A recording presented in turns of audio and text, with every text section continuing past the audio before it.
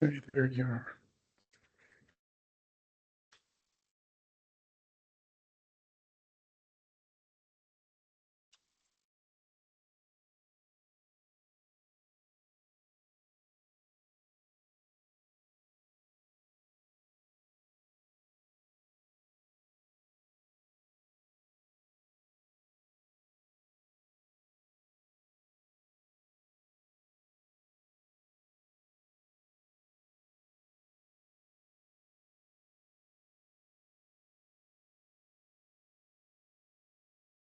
Right. Good morning. It's 7:30, so we're going to get started. Thank you, everybody, for joining UT Health San Antonio Pediatric Grand Rounds. As a reminder, please mute your devices as you log on. Also, the Grand Rounds attendance code will be placed in the chat box periodically, so you can look there for that.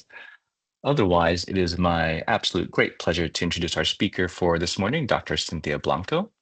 Dr. Blanco is a professor of pediatrics with tenure and division director of neonatal perinatal medicine at UT Health San Antonio. She's the holder of the Greehey Family Foundation Chair in Neonatology Research and the co-director for the Clinical Research Center for Neonatal and Childhood Research. She is also an active member of the Committee of Nutrition for the American Academy of Pediatrics. Dr. Blanco is heavily involved in clinical and translational research, as we all know. Her research interests are in parenteral and enteral nutrition of the critically ill neonate and investigating the effects of fetal and neonatal environment exposures on glucose metabolism and insulin signaling pathways.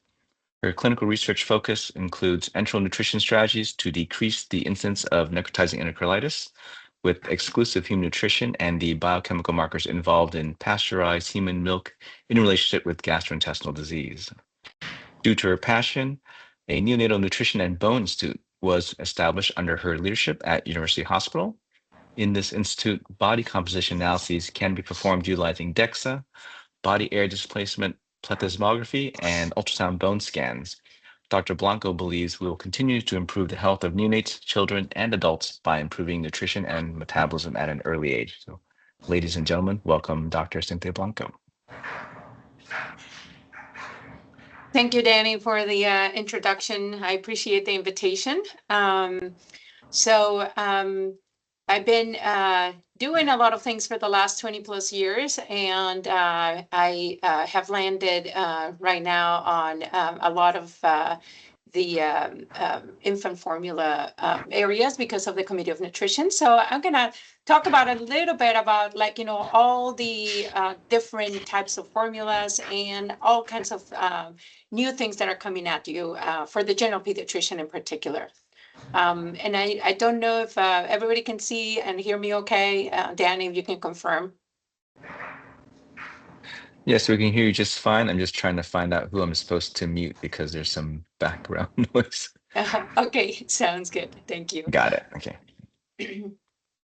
Okay, so I have some financial relationships with a couple of companies that I have worked with for clinical trials with Prolacta Bioscience and Baxter, but I will not be discussing any research or topics related to these relationships. And I have no relationships with any infant formulas, and I don't speak for any of the formula companies. So whichever formula I may show here and there, but I'm not showing any names, then there's no intention whatsoever. So we're going to discuss some of the current approach on selecting formulas based on the different contents, especially what they advertise, and also an overview of different choices that are available in the market for our parents, and provide that perspective for counseling about the formula selection. So this is one of the newest ingredients that we heard overnight. I thought this was very timely since we were going to speak about it today.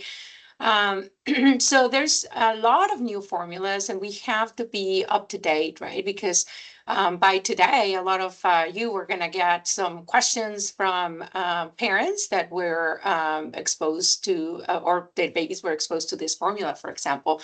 There's an outbreak for infant botulism. We have to be aware of it. It's nationwide. It's affected a lot of the different states. There's over 80 cases, and there's been some association that some of the babies were exposed to BioHeart formula at some point. There hasn't been a direct link identified, but we have to be aware of it. And the company itself has recalled a couple of the products. So you can just look on the website for the FDA to find specifically which products there are. This is extremely uncommon. Usually they have other sources for botulism, but nonetheless it's under investigation. So you need to know. So I figure I could start with this announcement. How does it work, right? Like a lot of the times we're not very familiar on how does the FDA regulates infant formula, and it is a nutrient, so it falls under the dietary guidelines, and it has, specific requirements of what needs to be essentially included in the formulas for the U.S. There's also sanitary controls. They inspect the facilities yearly, but every time there's a shutdown like we had, there's zero inspections or the inspections get delayed. So there's going to be quite a bit of differences in between places because this, for example, this infant formula that is pretty new, there might be several inspections coming up that may not have been in place. So why is it important that the formulas now, like the parents can order on Amazon from Europe, from Australia, from whatever, but it's very important that it's FDA regulated because there are some products, since there are nutrients, right, and is considered as a dietary supplement, not supplement, but as a diet, right? Then different places have different requirements. Sometimes we hear or we get the questions from parents, right? But the Europeans have all these other regulations and we don't, right? There's some that are not for safety. There's some that are for nutritional adequacy, and we have to remain objective about that nutritional adequacy. When I was talking about the botulism in the prior slide, the most common foodborne illness that is accounting for infant formulas is usually Chronobacter and Salmonella, because those are the most common pathogens that are seen across the board. So this is something that it's a little different, so it's under investigation. Again, these are things that we have to be aware of so that we can provide some information to our parents. So, and this is listed on the FDA website. Anybody can look it up, right? Like if a parent comes with a new formula they got from outside of the United States or in the US that is not FDA approved, there's essential ingredients, right? And those essential ingredients have specific minimum amounts, maximum amounts, and it has like an explanation of what the purpose is, right? So it has the protein, the fat, the carbohydrates, linoleic acid, vitamins, and some minerals, right? There's about 30 essential ingredients that are listed, and I'm not going to go through each one of them, but you have to be aware of it. It's very easy to find in the FDA website. And this is routinely monitored by the Committee of Nutrition. And we have meetings with the FDA, and we have some reports as well to try to make sure that those essential ingredients, if there's a new major study that makes a change on those essential ingredients, that this gets updated. And there are some that are listed, but they're listed as optional. So again, you have to be aware of them because a lot of the times we get a lot of the advertising from the formula companies, right? That this is a new formula. It has all these nucleotides that are for immune function or prebiotics, probiotics, and DHA, ARA. Those are optional again, but they're very commonly added into all the formulas. We're going to go through a few of them during this presentation so you have a better knowledge and understanding of what the current status of the research is. So now we're getting more and more different formulas. No, it's not only in regards to nucleotides, right? Now it's novel donkey based formulas. There is an echo. Oh, okay, it's gone. We get also like goat's milk based formulas. We get, lactoferrin, like it's in there, right? MFGMs. We get, the advertisement that it's a non-GMO formula. What does that mean, right? How does it get regulated, and what do we do about it? So my first question, we have like no more counts protein. So what do we use, or what do we want, right? Like the parents are coming with all these questions. Is it okay? In a lot of the times they come up with, it's thought to be easiest to digest. So which one is it, and what do I choose? And this is going to be one of your future questions. So hopefully you will get it right, because the answer is none of the above, right? And I'm going to go through some of the differences between cows and goat's milk specifically, because those are the most common questions that we get. So the raw milk, this is, first of all, we have to emphasize to the families when they ask us about goat's milk in particular, because it's something that is quite popular right now, is that we have to remind people that they cannot use raw goat's milk or raw cow's milk for infants. This has extremely high levels of proteins, and I've highlighted them there, compared to human milk. And when you take so much volume, because this is the only source of food for most of the infants from 0 to 6 months of age, then that can cause metabolic acidosis, dehydration, and up to, like, in some cases, renal failure. So we have to always emphasize that when they're asking us the question. Sometimes it also gets advertised, right, that it has the like better absorption of calcium, has higher calcium phosphorus ratios. But if you see it as compared to cow's milk and human milk, it has a lot. So this has to be processed in a way that is adequate for infants, for both goats and cow's milk. So that happens, when you have the formula made. So in regards to the digestibility, right, there's differences in the amount of alpha casein and the microbiome and some allergens in between the cow's milk and goat's milk formula. And that has not been shown that it makes a difference in humans. It make a difference in selected patients. So the differences, they depend in the size of the fat globule, primarily. And that's what you can explain to parents, is not only the protein, but the fat globule is different. And the fat globule is smaller on the goat's milk versus the cow's milk. But that is what relates to the gastric emptying. And the thing is that these differences are when goat's milk is eaten as a whole, and it's given to older children and adults. That gastric utilization of goat milk is also been shown that is greater in rodents. But sometimes, like, when they've been like other studies been done, then it's similar in piglets and human adults. So there's like a lot of plus minuses that have been shown. So once you process the milk, then it becomes formula. All of that fat globule gets homogenized and it's uniformed, and the droplet size is equal in all of the different milks. So there's really no advantage. So again, it's important for us to know what that digestibility makes sense, right? Because yes, the fat globule is smaller and it relates to that gastric emptying in some of the human studies. But over and over, there's been like, once it's homogenized, there's no difference in between those two.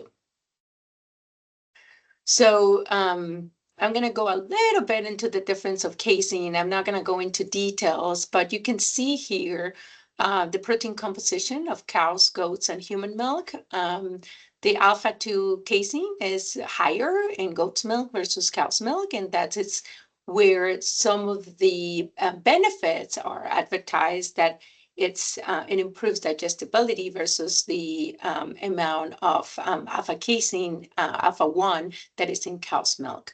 But this is not different or like non-detectable, or is very small in the human milk. There's also differences in the beta-lactoglobulin and also in the alpha. So in between goat, cows, and human, but not in between the two. So you don't have to remember all of those things, but there's minimal amino acids in minimal differences in the amino acid content itself. And again, these differences are there when it's a whole milk. Once it's homogenized, then it is broken down and it is tested to be similar to what human milk gives.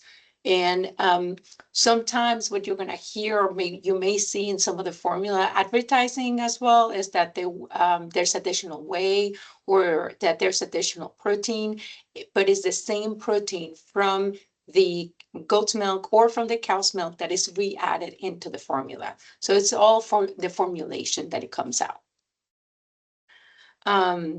Again, the weight in hands is the same type of milk. And there's no differences in the studies in mineral absorption in healthy infants.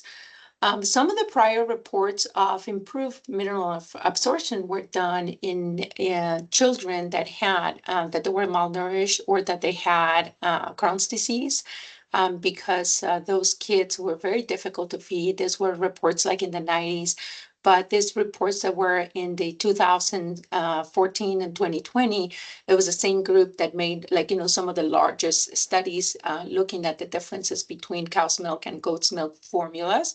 They found no differences in between the two. And also the other part that they were trying to figure it out is if the allergy for cow's milk allergy was non-present in goat's milk. And it can be trigger, but it took about 5 times the dose in some of the animal studies. So again, knowing that the way in hands to try to mimic human breast milk, right, or human milk, it's from the same mammal. And knowing that mineral absorption and the allergen, it's hasn't been really compared between the two, and it has not been shown that it's any different once you do the whole homogenization to prepare the formulas. So for the pediatrician, right? Your parents ask you, what do I do, right? Like if I give cow-based formula or goat-based formula, does it matter, right? What is your recommendation? So what we can say is that there's no differences because it's all homogenized, and that they have to try to stick with FDA approved brands. There's only 2 brands approved, and I didn't put them there, but you can Google them very easily. You can find them. There's minimal differences in cost, but there is some cost difference. The goat-based milk is slightly higher, but it's not very much. You have to remind them to never give whole goat's milk to the babies. And again, that it is a choice for term infants who are not being breastfed. And there's really no other data currently that will support any of the advertising about, again, allergens, about very digestion, decreased colic, or any of that sort. There's no studies demonstrating any of those differences. So let's talk about the milk fat globules. We've been seeing it more and more. And the question is going to be, right, which ones of these are correct? They are currently excluded from infant formulas. The content includes gangliosides, sphingomyelin, and cholesterol. They have higher motor scores when the fat globule membranes are added to formulas. And the answer, it's going to be A and B, right? Because, and I changes its cognitive scores, what they've been found. But when I submitted the question or the answers, I made a mistake on the highlight. So you're going to have to say all of the above. But because of all of the above should be cognitive, not motor. And I'm going to go into the details for that. So, and if you get that one wrong, then it's my fault. So what is the milk fat globule membrane? This comes from all mammalian milks. So it is present on breast milk. It is present in cow's milk and it's present in goat's milk, all kinds of milk, and it's present. So it has its lipid layer around the fat, but when formulas get homogenized, then that fat layer gets pretty much discarded. So it has some lipids in there, has cholesterol, has some proteins, and some membrane-specific glycoprotein. The thought is that since it has all of these lipids that are very important for neuronal development, and because breast milk has improved long-term cognitive scores, the thought is that, well, maybe that fat globule membrane that is being currently discarded and added as, we can add it back, right? And that will improve outcomes and our formula will be better. So I'm going to talk a little bit more about that. There's been several RCTs about this, primarily from China. One is from 2014. It enrolled about over 400 patients, and 200 of those were breastfed. The ones that are MF, there is the fat globule membrane enhanced formula, and the SF is the standard formula. And I'm not going to go through the whole chart, but I just wanted to show you all the things that they did. They actually did a very nice study. They measured serum gangliosides, they measured anthropometrics, they measured follow-up, they did neurodevelopmental testing with Bailey's up to 12 months. So they did quite a bit of testing on this robust study. What they found is that the cognitive scores were higher, 105 versus 101, and that was statistically significant at 12 months of age in this cohort of Chinese healthy babies. And this difference was between the enhanced formula versus the standard formula. So there were differences also in the composition of the protein, right? Breast milk, I'm not showing it there, but it is because breast milk, of course, performed better, but it was by like 2 points. And if we remember, these are all within normal, with the normalcy of the testing. So is it real? Is it not real? It remains to be determined whether it was statistically significant and whether that translates into real long-term outcomes at older children, then remains to be determined. The BMI was exactly the same in between all of the different types of formula in this study. Based on this study, they repeated this study with additional testing, and this was published in 2021. This had a smaller number of babies. There were 130, and they measured the serum ganglioside concentrations in breastfed babies, and they compared them to the standard formula and to the formula with enhanced fat globule. And you can see there the breastfed babies is in the black bar, and the x-axis has the serum ganglioside concentrations, and these are all the different types. And breast milk breastfeeding, of course, was the best. It had the highest concentration. Then it was the fat globule formula, and then the standard formula. There were differences in between the two, the breastfed and the standard formula, but no differences with the enhanced formula. So this is like the key article from where they got, like a lot of the formula companies, and they started adding this fat globule membrane, just so then they were not gonna get behind on saying that they support their neurodevelopment. Whether this translates or not into better outcomes, we don't know. So what about the now protein, right? I could talk about protein for an entire hour, but I'm not going to do that to you. I'm going to just do a couple of slides of what we need to know about those protein hydrolysates.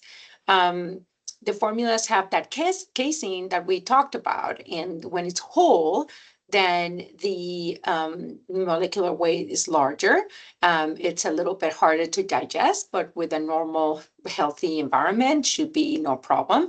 If you heat it or you do enzyme hydrolysis to break it down into smaller peptides, then it may have an effect on allergy.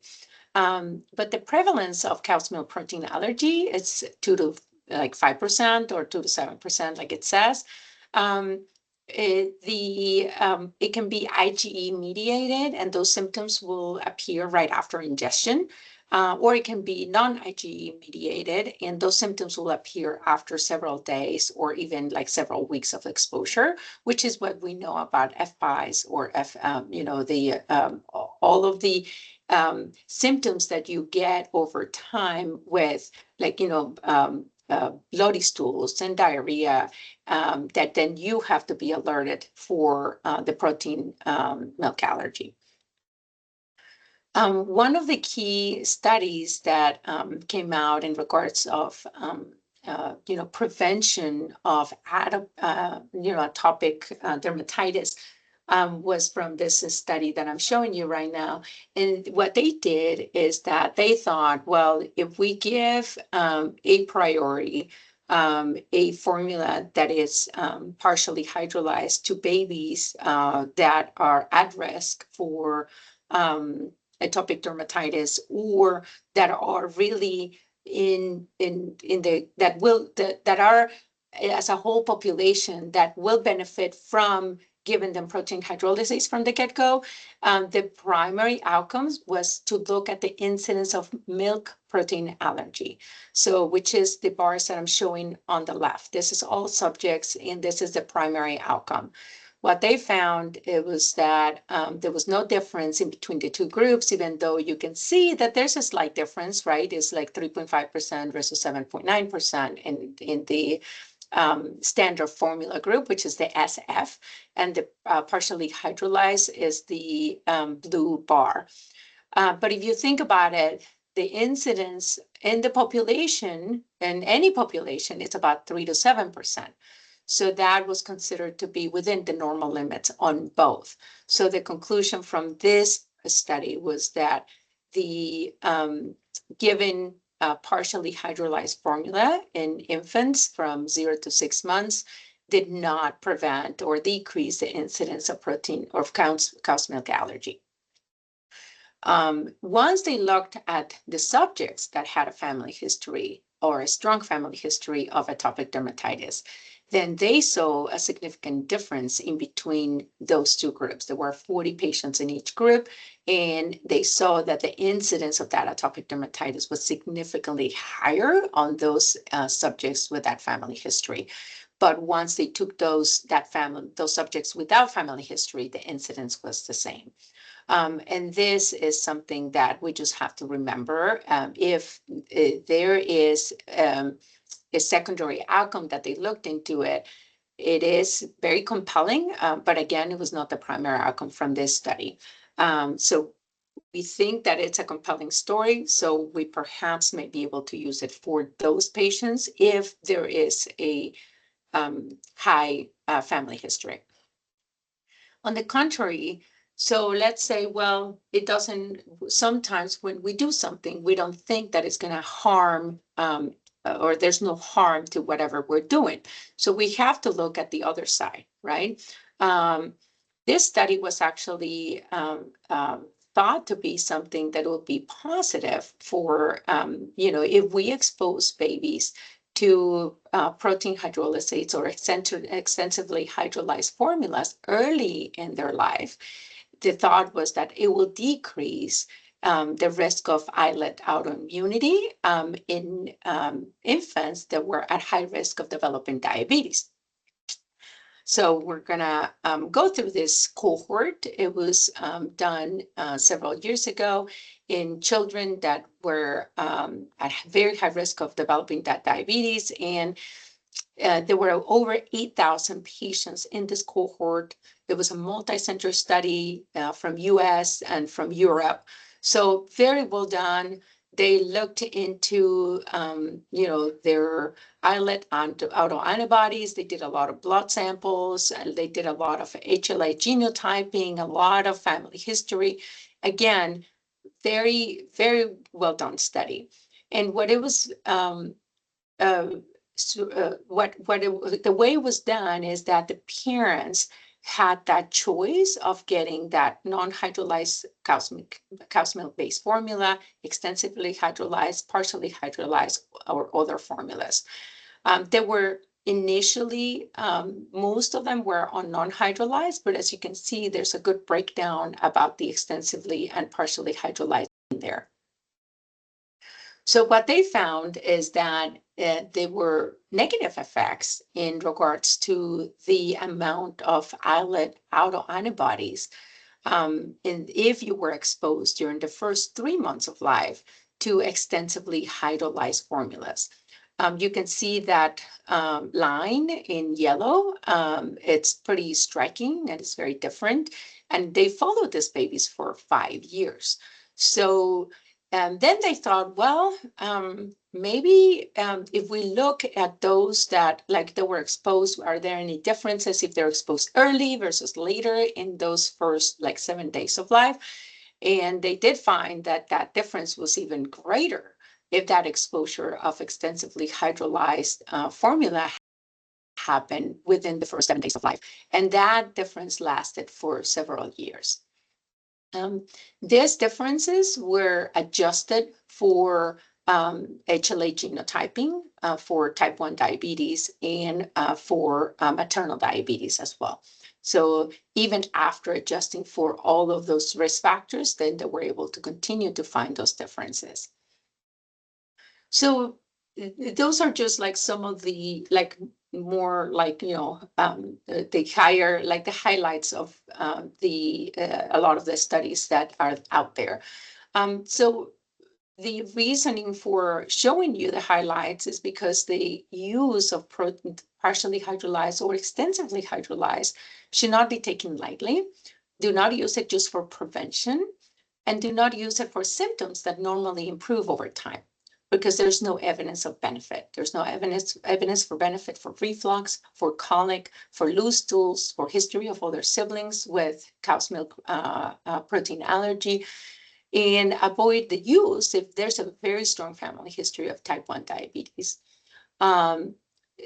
Also, reserve this use for babies that will need it, right? For those that have bloody stools, enterocolitis, intestinal failure, severe atopic dermatitis with strong family histories, because we've had those shortages in the past, right? If we use it very lightly for a lot of infants, then when shortages happen, then we really struggle trying to protect the babies that will really need it, or the infants. And also in another way is that if you use it too lightly, right, and it's not going to help those babies that have reflux, colics, etc., then you're going to have patients that are going to keep on returning because it's not helping, right? They'll keep on coming back until they find a formula that works. And that usually just happened because it was time. Now let's look at the DHA and RA content. And I don't expect you to know exactly this composition. This is what I do for a living, so I know the answer, and I'm going to give it to you right away. The recommended DHA ratio is 0.5 to 1, and WHO recommends about the same ratio as well, at least no more than 1 to 1. there's new formulas that are advertising that they have like higher DHA to AA ratio that mimic, the Japanese diet. And I'm going to go through like, if there's any evidence or what happens to those formulations. So in this graphs, what I'm going to show you is one of the studies that came out a couple of years ago. Well, a few years ago is called the Diamond Trial.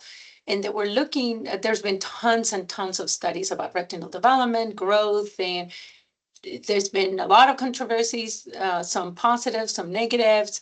And the only reason why I'm showing you this one in particular is just because it shows the differences in the ratios. And this is what is like, kind of like the novel part of it, right? As you can see there in the graph in this area, you can see the DHA to AA ratio. Here is there's none, right? Here is 0.5 to 1. The darker gray graph is 1 to 1, and the black graph is the 1.5 to 1 ratio. And as you can see there is that, the Burville performance, a lot of the performance, there's like tons of different graphs in this Diamond Trial that are just look like it, right? That you get improvements over time, like, over the differences in the concentrations. And once you get to a certain ratio, that benefit decreases and it was significantly lower. So the reasoning to add the DHA comes from these studies, and at least to add the 0.5 to 1 or the 1 to 1 ratio.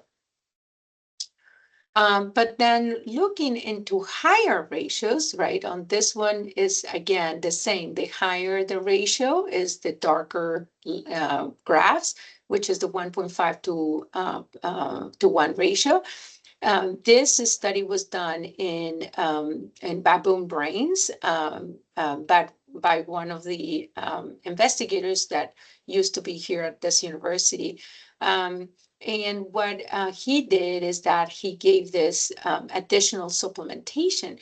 And what they found is actually the opposite, that the brain content in animal models did not favor those ratios, right? They had lower percent of fatty acids in many of the different areas when the ratio was exceeding 1. So again, that novel approach of higher ratio, that higher is better and maybe not.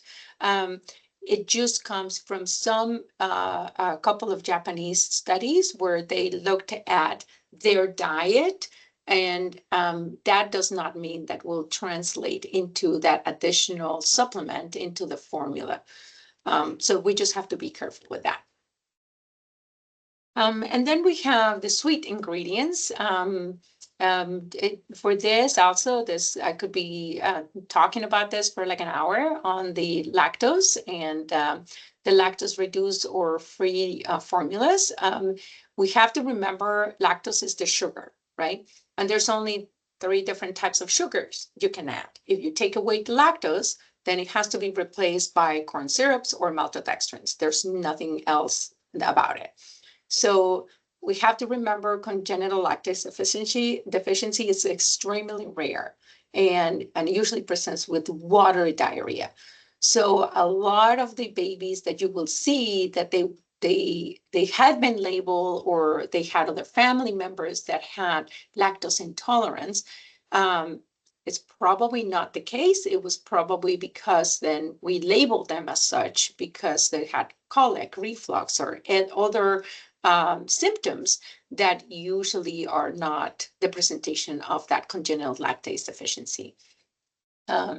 There's some benefits of having lactose in there, and that's something that I don't think we remember very often.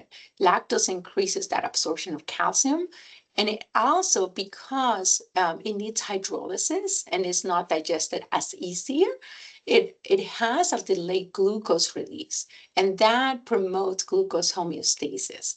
So there's some small human studies that have shown significant differences in plasma amino acids, lactate, insulin, glucose, and NIFAS when you are being fed lactose versus corn syrup-based infant formulas.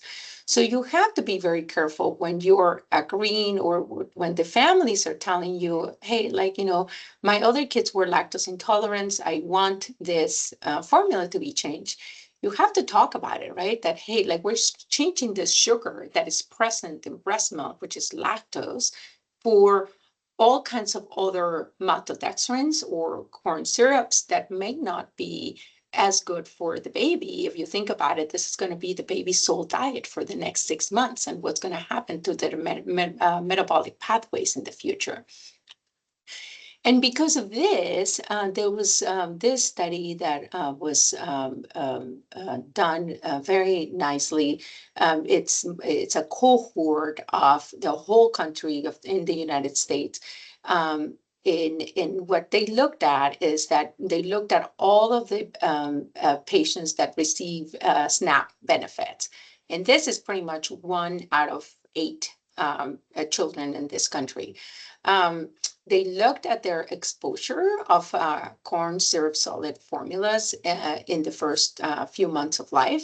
And what they saw is that the risk of obesity increased significantly and increased with even more if they were getting that corn syrup solid formula for longer, right? And the bottom, you can see on the x-axis, you can see the number of months that they received those formulas, then the higher the obesity risk became. So something to think about when we're discussing these formulas with our parents. And HMOs, right? Like we've been talking about it for a very long time. And I thought I will make Dr. Canty very happy if I talked a little bit more about pediatrics, microbiology, and because this is how the HMOs were discovered, like in the 1800s by Dr. Ekerik, I guess, and he's the one that discovered also E. coli. It comes after his name. And he was a pediatrician, believe it or not. So between the curiosity of pediatricians and chemists, trying to figure out what were those other carbohydrates that were not lactose. And then they started like looking into it, and then they called them initially gynolactose, or like the other type of lactose, and until they called them oligosaccharides. So there's been, initially they only counted like about 12, and now we're like over 100 oligosaccharides that have been characterized. So this is something that we have elucidated over like a long period of time. And the reasoning was because they were looking at the differences between human milk and formula-fed babies, and they were looking at the remnants of carbohydrates in their stool. And that's how they started thinking into the HMOs, because then those babies that were fed human milk, they had less infections, and they started like figuring out the other benefits of these HMOs. And I'm not going to go into detail. This is just like so complicated, right? You have prebiotics, you have like, you have the probiotics, they advertise as like immunomodulators, and you have all kinds of advertisement with the HMO. The HMOs, again, in RCTs, they're usually non-inferior in between formulas. You can add them, and those are listed again as optional. In the probiotics currently, they're not recommended because of some of the outbreaks that happened in preterm infants. And then the AAP is looking again into a different statement, or how are we going to go forward with the use of probiotics. So currently there's a warning, so we cannot use them.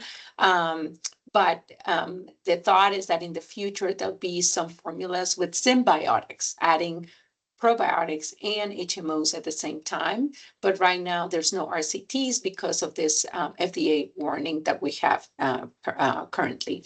So again, if parents are asking about what HMOs are better, is it better if they add it or don't add it? There's really no data supporting an advantage in formulas. There is an advantage, of course, in human milk, but we don't know if there's a real advantage in formulas. So what about anti-reflux formulations, right? A lot of the times we add things into formula and we don't think about it too much. This is something that it's also added into some of the formulations. We've been doing that for like 20 years. But these thickeners depend also on gastric acidity. A lot of the times, if you think about it, you have the anti-reflux formulations, and then you do H2 blockers and PPIs, but then you're blocking the thickening if you're using it at the same time as anti-reflux formulations. Again, none of those have been shown by any of the studies that actually benefit reflux, and they should only be used in seldom cases when you cannot grow the patient, and it should probably be used by pediatric gastroenterology.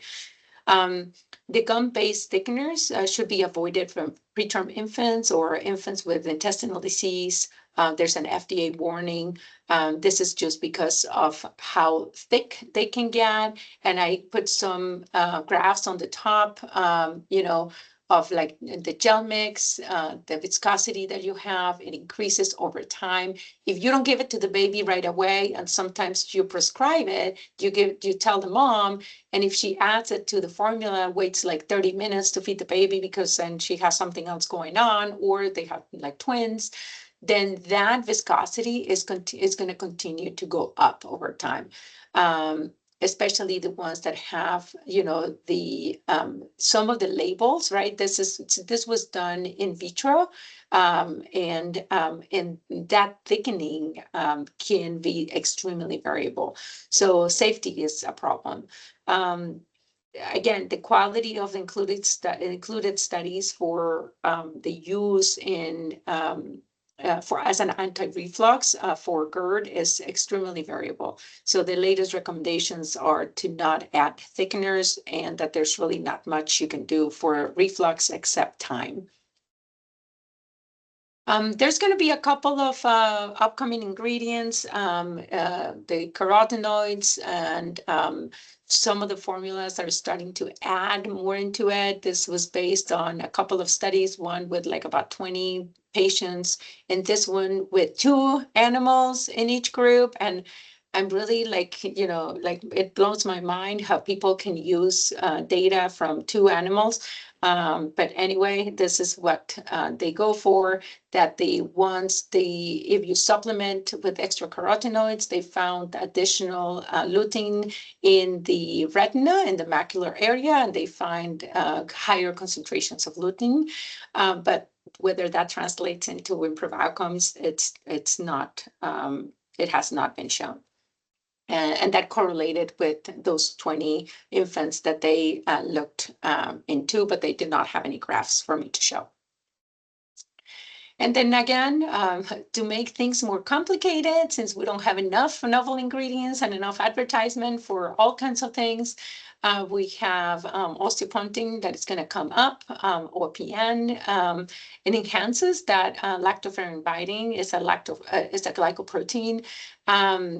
And it is present in breast milk. And so the thought is that if you add it into the formulas, then it's going to perform the same. Again, lactoferrin added into formulas has not performed better than non-lactoferrin enhanced formulas. So I imagine this is probably not going to be any different. But if you add it into the formula, then your levels are higher. And that's what they showed in this one study.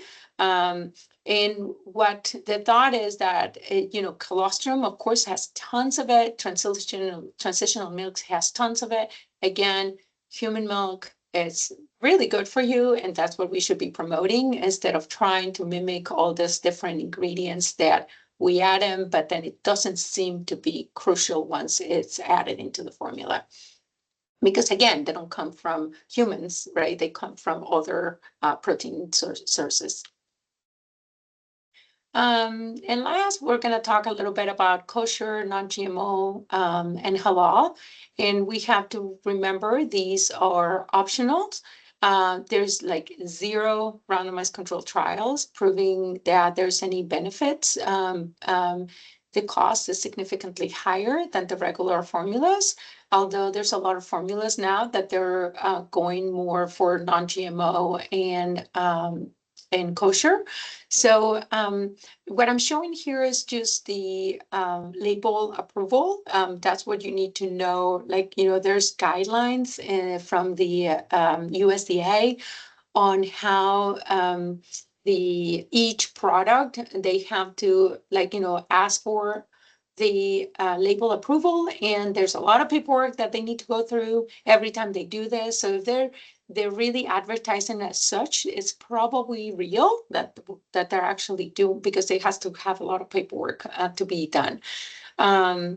Again, there's standards, and they have to go through this certification. So as long as they have that USDA certification, then you will probably can tell your parents that they can trust that label. So what is my advice? Again, these formulas that are labeled organic, non-GMO, kosher, I primarily for consumers who prefer those ingredients, and that they come from certain sources, but there's no trials. And then some of the recommended websites. I think this website, and I didn't know when before I got into the Committee of Nutrition, this website is really good. It's reviewed by the committee very regularly. There's a lot of different authors in it that are part of different committees in the country. And this is for parents, and you can find a lot of guidance, a lot of really good information that is accurate. And I think that, having those websites for our parents are key, so then they can learn, and they can, see it on a platform that is from experts. And of course, the goal, and I show this is one of my favorite pictures, is always to get babies like Miss Hadley to grow and to be really well nourished over time. So I'll open now for questions. Dr. Blanco, thank you for that wonderful and very timely overview. We're going to open up for questions. There is one in the chat from Dr. Proman. Does lactose intolerance really occur in infants in any meaningful frequency? The data doesn't show that it really occurs very often. It's like less than 2% of the population. I think it's overstated, but in studies that have been done in population studies doing the challenge with lactose, it's kind of like the same as penicillin, right? There's a lot of kids that are labeled as that they're penicillin allergic, including my own child. And then once you get them to the actual testing, then they were not. So I think that there's a lot of mislabeling, and it's very rare. Thank you. Next, we have Dr. Gong, then Dr. Williams. Hi, Dr. Blanco. Thank you. That was wonderful.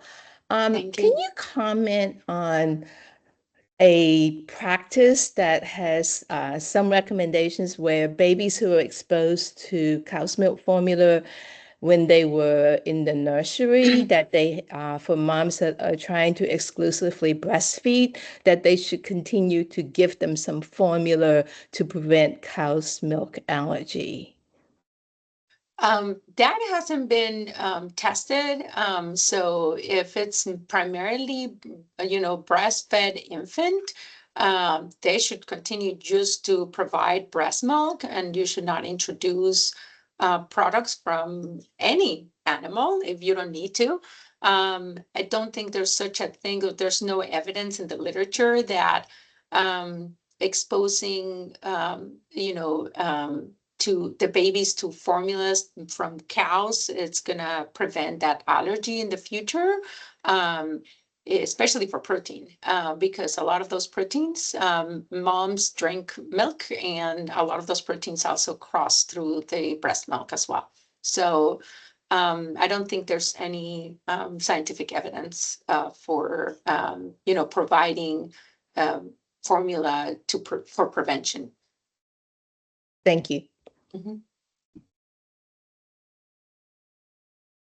Thank you, Cynthia. That was really wonderful overview.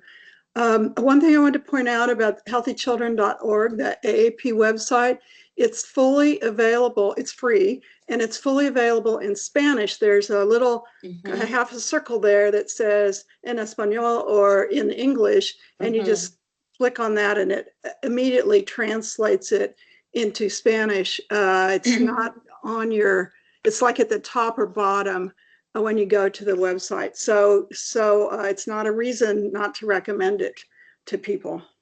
Yeah, and it also has a lot of really good handouts for like vaccines, for vitamin K.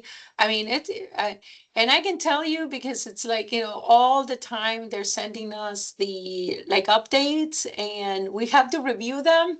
So there's a lot of work that goes into that website. And I wish I had known like long time ago, before. There's lots of tools and for breastfeeding for older children as well. We've got your back in general PD because we know about it. The other one that's really good that I haven't been to lately, but is our local WIC website. And that's also available in English and Spanish, especially about breastfeeding. So awesome. Well, thank you for that reminder. Thank you. I guess while we're waiting for additional questions to pop up, this is more of a comment. I'm going to be really interested to see your neonatal bone and DEXA data because as we know, we're finding more and more in every field, more and more chronic illnesses in adulthood start in childhood. And that's true with hypertension too. So one of these days we'll get a nephrologist to talk about that data that's come out, but I'll be curious to see your future data on that. Yeah, we did some studies with Dr. Escanami in regards of like, their body composition and changes based on maternal exposures, like in utero, like maternal diabetes, BMI. And so far, we did not find any differences in between those healthy term babies.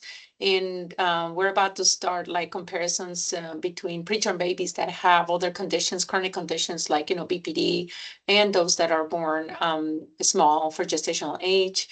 And then we're supporting Dr. Reyes for her CF patients and their body composition studies as well. So lots of activity there. So open also for residents that are eager to do research.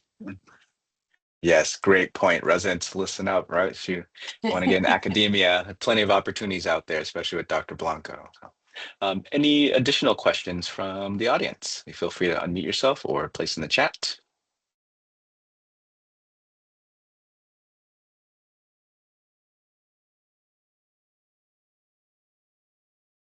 Well, I guess if not, thank you again, Dr. Blanco, for that fantastic presentation. Thank you, everyone, for joining us today for Pediatric Grand Rounds. Please don't forget to complete your post-Grand Round survey. That feedback helps our speakers and supports our program. Otherwise, have a great weekend. Thank you. Thank you.